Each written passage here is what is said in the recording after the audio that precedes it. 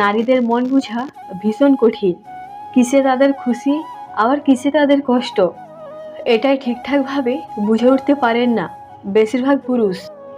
তাই তো নিজের অজান্তেই নারীদের মনে কষ্ট দিয়ে বসেন অনেক পুরুষ। আবার নারীদের মন ঠিকভাবে না বুঝতে পারার কারণে তাদের মন জয় করাও কঠিন হয়ে পড়ে। যদিও নারীদের মন জয় করা কঠিন, তবে অসম্ভব নয়।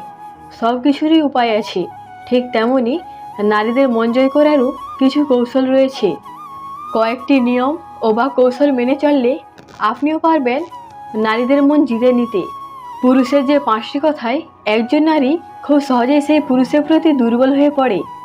নাম্বার 1, নারীর প্রশংসা করা। নারীর রূপের প্রশংসা করলে দেখবেন ওই নারী আপনার প্রতি ভালো ব্যবহার ও ভালোবাসার হাত বাড়িয়ে দিবে। কারণ নারীরা সবসময় চায় কেউ তাদের রূপের প্রশংসা করুক। আপনি সেই নারীকে বলতে পারেন এভাবে, তুমি ভেতরে যাওয়ার সাথে সাথে একটি ঘর আলোকিত করার ক্ষমতা তোমার মধ্যে আছে। যখন আপনি এই কথাটি বলবেন তখন তার মনে আপনার জন্য কিছুটা জায়গা হয়ে যাবে।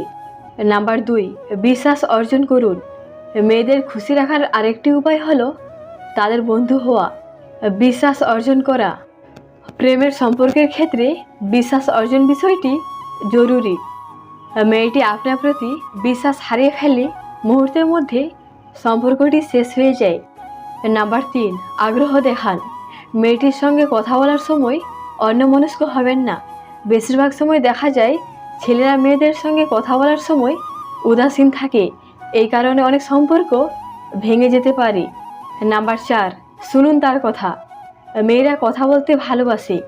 আপনি তার সামনে কোনো কথা বলতে গেলে সে উল্টো আপনাকে তার জীবনের অনেক বিষয় জানিয়ে দিবে।